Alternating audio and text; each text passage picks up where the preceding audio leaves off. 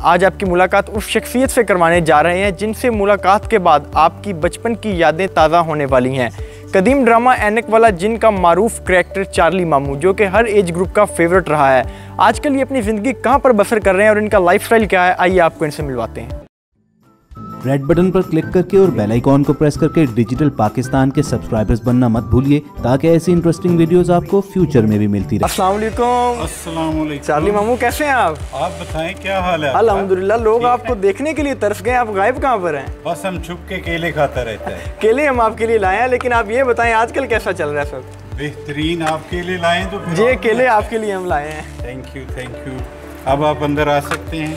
Thank you. आइए।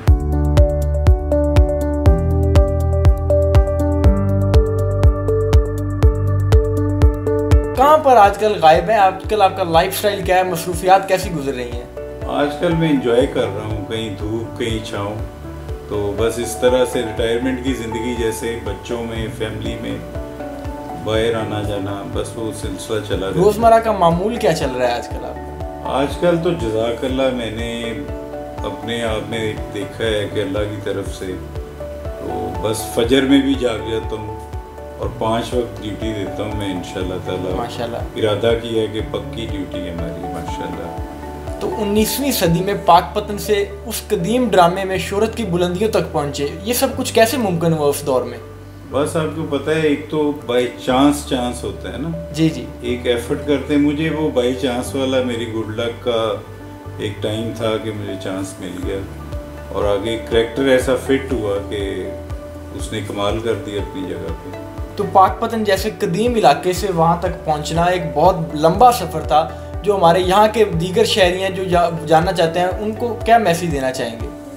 मैं उनके लिए वो तो पहुँचाना पहुँच जाता है बंदा। मैंने कोई स्ट्रगल भी नहीं की, डायरेक्ट मेरी कोई लाइन थी जज़ाकल्लाह। लेकिन मैं यहाँ के जो अपने पाकपतन के जो लोग हैं, इनसे जितनी मेरी मोहब्बत है, इर्द गिर्द के हमारे जो गाँव हैं, तो मैं विश करता हूँ कि मैं इन लोगों को जो उस करैक्टर ने सर्व किया है, मैं अपना जो मियाँ सदुल्ला मेरे अंदर है, मैं उसमें आके इन लोगों को मैं सर्व करूँ। यानी आप लक की बुनियाद पर यहाँ से वहाँ पर पहुँचे? बिल्कुल बिल्कुल। तो स्टार्ट में जब आपने वहाँ पर ज्वाइनिंग किया तो स्टार्ट में किन मुश्किलात का सामना रहा? क्या सर्वाइव करना शोबिज़ इंडस्ट्री में कैसे करते थे वहाँ पर? नहीं जज़ाकल्लाह, हमारा जो फर्स्ट शूट था तो उसमें मुझे इंतज़ार करना पड़ा। मेरे डायरेक्टर ने मुझे इस साइड पे बिठाया हुआ था, तो मेरा ख्याल है लास्ट 1 घंटा रह गया था पूरी टोटल रिकॉर्डिंग ख़त्म होने में। तो वो आते थे, मुझे देखते थे, चले जाते थे।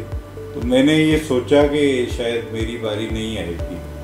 तो जब आप पूरा सुबह 1 बजे से बैठे हों और रात का 10 बजने वाले हों, तो आप यही सोचेंगे यार शायद मुझे रख नहीं रहे। तो लेकिन उन्होंने लास्ट आवर में मुझे कंसीव किया, जंप किया, मेकअप मेरा पूरा गेटअप करवा के जब, तो बस मुझे वही इंतज़ार था। उसके बाद माशाल्लाह सुपर हिट हो गया। तो मियां असद भंडारा से चार्ली मामू तक का सफ़र ये कैसा रहा और इसमें केले का इंट्रो कैसे लगा? आप देखें, ये जो चार्ली वाला करैक्टर है, ये आर्टिस्ट बनना जो है ना, जी जी, ये इंसान की अपनी कुछ स्किल्स होती हैं। ये ज़रूरी नहीं है कि आप भी हैं, मे बी आप में भी ये स्किल्स हों। तो शायद गॉड गिफ्टेड मेरे में ये स्किल्स थी, कॉन्फिडेंस था, तो मुझे वो करैक्टर मिला। तो मैंने अमीद साहब के कहने पे पता नहीं कि हज़ारों लाखों केले भी खाए। तो ये हमारे राइटर ने हमें फिर ज़ाहिर उन्होंने लिखना होता है कंटिन्यूटीज़ में। यानी इस ड्रामे के दौरान आपने केले खाने का भी अपना शौक पूरा किया? रिकॉर्ड पूरा किया। वैसे मैं सच बताऊँ जी जी, कि मैं सिर्फ 1 या 2 बनाना सिखाता, बाकी जो केले हैं वो मेरे साथ तोड़ के ले जाते थे पूरा बाग का बाग। 1-2 दफ़ा ऐसा हुआ कि अभी शूट बाकी था, तो एक दफ़ा ऊपर से आवाज़ आई जी ओके। तो ज़कूटा और जितने artist, cameraman, cable man, light man, वो सारे ही आके उन्होंने मेरे वो केले तोड़े और चले गए। तो ऊपर से अभी फाइनल उन्होंने चेक किया तो उन्हें कोई मिस्टेक लगी, तो फीस भाई की आवाज़ आई और एक टेक और होगी। तो वो पूरे सेट पे सन्नाटा छा गया। हमें पता था कि अब डांट पड़ेगी, केले तो सारे खा गए ये। तो फिर हमें कोई आधा पौना घंटा वो पीटीवी से बंदा जाके लक्ष्मी चौक से लेके केले आया। वो दोबारा उन्होंने चला के देखा कितने टूटे हुए थे, कितने लटक रहे थे, वो कंटिन्यूटी में दोबारा में घंटा सा आया वो। तो ऐसा अक्सर होता था। जिंदगी का कोई एक ऐसा वाकया जिसने जिंदगी का नया मोड़ शुरू किया हो या जिंदगी को बदल कर रख दिया हो? जिंदगी इतनी कोई बदली नहीं है माशाल्लाह, जैसे वो खरामा चलते जा रहे हैं तो उसी तरह से लाइफस्टाइल। कभी ऐसा कोई चेंज नहीं किया मैंने कि अपने आप को एकदम किसी और रूप में ले जाएं। बल्कि मैं तो इंग्लैंड हूँ, अमेरिका हूँ, तो मैं जो हमारे पाक वतन की हमारी बोली है मैं वही बोलता हूँ। तो मेरे फ्रेंड्स भी वो कहते हैं यार हमें तुम्हारे मुंह से बड़ी अच्छी लगती है बोली। तो वो ऐसे कोई तब्दीली वाला कोई ऐसा एज इट इज़ वाक़या नहीं हुआ। मैं समझ रहा हूँ कि अब जो आगे लाइफ है वो हमारी इंशाल्लाह स्मूथ ऐसे गुजर जाए, तो और इंसान ने क्या लेना है, अल्लाह की हर दी हुई नेमत है। तो जब आजकल आप दीगर शहरों में ट्रैवल करते होंगे या अपने आबाई गांव में जाते होंगे तो लोग आपको देखते होंगे, आपके साथ सेल्फियां भी बनाते होंगे, लोगों का बहुत प्यार मिलता होगा, कैसा लगता है ये सब? बिल्कुल ऐसा ही है। अब आगे मेरा ख्याल है, आप कहते हैं ना वो मरा हुआ हाथी 1.25 लाख का। जी जी। तो अब आके मैं भी फील करता हूँ कि पब्लिकली बहुत ज़्यादा जो है पब्लिक में ये एहसास है कि वो जहाँ उन्हें पता चल जाए से, तो ये सेल्फी तो नॉर्मल चीज़ है, वो काफ़ी हद तक जाते हैं लोग। तो अब आके ज़्यादा ही वैल्यू जैसे होती है ना, वो बच्चे भी बड़े भी, बेसिकली वो जो क्लास थी वो आपसे भी बड़े लोग थे, उन लोगों के अब बच्चे हैं तो वो अपने बच्चों को कहते हैं कि इधर आओ तुम्हें मिलवाएं, हम इनको देखते थे, तुम अब कार्टून्स देखते हो।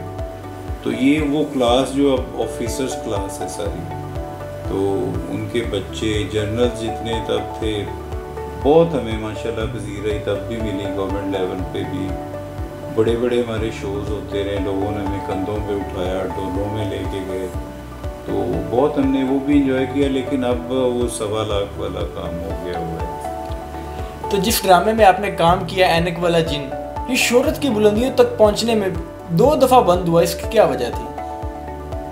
वो तो बस इत्तेफाक ऐसा ही है, पॉलिटिकली बंद हो जाता है। दूसरी दफ़ा फिर बेसिकली ऐनक वाला जिन जो था नस्तूर नहीं था, उसका बेटा था, तो वो फिर ज़ाहिर है करैक्टर फिर इतना लंबा ड्रैग हो गया था कि मेन करैक्टर्स कम थे, इस वजह से फिर वो बंद ही हो गया। आपने बताया कि पॉलिटिकल इंटरफेयर के बायस ये ड्रामा बंद किया गया, क्या पॉलिटिकल इंटरफेरेंस उसमें थी, आपको क्यों रोका गया? नाम मेंशन नहीं करूँगा, हमारे एक अच्छे मिनिस्ट्री लेवल पे थे, उनका बेटा लिखता था, तो उनकी गवर्नमेंट थी, तो उसने सोचा कि वही टाइम ऐनक वाला जिन बंद करवाएं, वो टाइम मुझे लेके दें, तो उसमें मेरा प्ले चलेगा। शोबिज़ इंडस्ट्री में आप शोहरत की बुलंदियों तक पहुंचे, उसके बावजूद अचानक इंडस्ट्री से दूर होने की क्या वजह है? बस जब लंबा काम हो जाए ना, तो फिर अपने काम जो छोड़ के जाने होते हैं वो भी तो आप नहीं करने ना लाइफ में। जी जी। अगर आप बिल्कुल खाली हो, कुछ और काम ही ना हो, तो फिर तो आप लगे रहें। जिन लोगों का ज़िंदगी का वो सारा दारोमदार शोबिज़ पे है, वो कंटिन्यू रहते हैं, तो मुझे जज़ाकल्लाह कोई ऐसी कमी नहीं थी। तो मैंने सोचा कि अपने भी काम, फैमिली को भी टाइम दें, तो बस ऐनक वाला जिन में जो हमें मिल गया है पीक, वो शायद आगे मैं 100 करैक्टर भी करूँ तो शायद ना मिले। तो 19वीं सदी में ऐनक वाला जिन ड्रामे का जो मुआवजा आपको मिलता था वो कितना था, और क्या उस वक़्त उससे सर्वाइव करना मुमकिन था? नहीं, वो तो मजाक ही था। वो 2800 एक महीने का तकरीबन, या 3000 बनता होगा। जी जी। वो तो ना होने के बराबर, तो अखराजात से भी बहुत कम था। उतने तो माशाल्लाह आप घर से निकले, आपको पता है बंदा खा पी जाता है, तो लेकिन एक गवर्नमेंट लेवल पे आपको वो था, ये तो पीटीवी को चाहिए था ना कि वेजेस वो पूरी, लेकिन वो बहुत बुरा हाल है इस हिसाब से। आप देखें, जब हम सीनियर क्लास में भी आए तो मेरा ख्याल है मैक्सिमम 5,500 तक था, वही 700 वाला चेक। जब वो 5.5 हुए तब वैल्यूज़ ही और थी, वो भी ऐसे ही था जैसे 200 रुपये। तो वो इंसाफ कहीं भी नहीं है आर्टिस्ट के साथ। तो इस ड्रामे के जो आपके दीगर कोलीग्स थे, दीगर इसके किरदार थे, उनकी आजकल क्या मसरूफियत है? क्या वो इसी इंडस्ट्री से अभी भी वाबस्ता हैं? हाँ, वो शोबिज़ में ही हैं। अभी नस्तूर हमारे प्ले कर रहे हैं, तो साथ सीपी हैं हमूम जादूगर, बाकी सारे कैरेक्टर उन्होंने मेरा ख्याल है कोई अगर रखा है बेल बतौड़ी वगैरह कुछ वो नए लोग ही रखे हैं कुछ, तो वो चल रहे हैं माशाल्लाह, अभी उनका ऑन एयर हो गया। चार्ली मामू से आपकी तो मुलाकात हो गई, लेकिन चार्ली मामू का किरदार निभाने वाले मियां असदुल्लाह भंडारा से आपकी मुलाकात करवाते हैं। तो असद भंडारा का लाइफस्टाइल क्या है? चार्ली मामू का लाइफस्टाइल तो हमने जान लिया। असद भंडारा एक सादा सा इंसान है जी, वैसे माशाल्लाह जो आपने देखा है वही लाइफस्टाइल में आता है। जिस तरह चार्ली मामू का लाइफस्टाइल तन्ज़ो मज़ा से भरपूर है और दूसरों को महसूस करते हैं, क्या असद भंडारा का भी लाइफस्टाइल ऐसा ही है? नहीं, मैं थोड़ा समटाइम्स मुझे सीरियस रहना पड़ता है, क्योंकि आपको पता है इतनी बड़ी फैमिली को आप रन कर रहे हो माशाल्लाह। I got 6 daughters, they are all married, तो वो फिर आपने कई जगह पे सोचना होता है। तो लेकिन मोस्टली मुझे कोई हार्म नहीं है, कोई ऐसा प्रॉब्लम नहीं है कि मैंने सीरियस रह के लड़ना ही है। तो मैं पसंद करता हूँ फ़न को, आपको पता है मेरा जो करैक्टर था हंसाने वाला ही था। और एक दफ़ा मैं इंग्लैंड गया, मेरे प्रोड्यूसर ने मुझे इंग्लैंड कॉल की कि यार बड़ी कॉमिक जो है वो वीकनेस है प्ले में, तो असद तुम आ जाओ। तो फिर हफीज़ भाई के कहने पे मैं आया, तो फिर माशाल्लाह वो कंटिन्यू किया दोबारा। तो जो आपने ये पाकपतन के गांव में ये अंटीक घर बनाया हुआ है, इसकी क्या वजह है? क्योंकि आमतौर पर लोग अगर ऐसा घर बनाएं तो वो कहते हैं यार साहिवाल चलें या लाहौर किसी बड़े शहर में इन्वेस्टमेंट करें, लेकिन आपने एक गांव में इतनी इन्वेस्टमेंट की। आपको पता है लाहौर हम इतना पोल्यूटेड घर, वहाँ पे हम उस एरिया में रहते हैं कि आप वहाँ घरों से निकलना मुश्किल है। आजकल जो प्रॉब्लम्स चल रही हैं, रिक्शे, बाइक, धुआं ही धुआं, तो क्यों ना हमें यहाँ से, तो आपको पता है 6 मील हमारा पाकपतन शरीफ है जी, तो साहिवाल भी आपके लिए गाड़ी पर ड्राइव कोई मसला नहीं है, आप 30 मिनट्स में ऑलमोस्ट वहाँ पहुँच जाते हैं। तो क्यों ना आप एक ऐसे इन्वायरमेंट में ही आप ऐसा अपना लिविंग करें जहाँ आपको वो जो शहर वाले पोल्यूटेड जो हैं प्रॉब्लम्स वो आपको देखने ही ना पड़े। तो यहाँ फ्रेश ब्रीथ मिलती है माशाल्लाह। फजर में उठें आप, तो बाहर वॉक करें, ट्रैक मैंने बनवाया हुआ है, वहाँ आप अपना वॉक करें, अच्छी सांस आपको मिलती है माशाल्लाह, खुराक अच्छी मिलती है, देसी घी खाएं। तो यहाँ रहना ज़्यादा बेहतर है कंपैरेटिवली इन टाउन्स।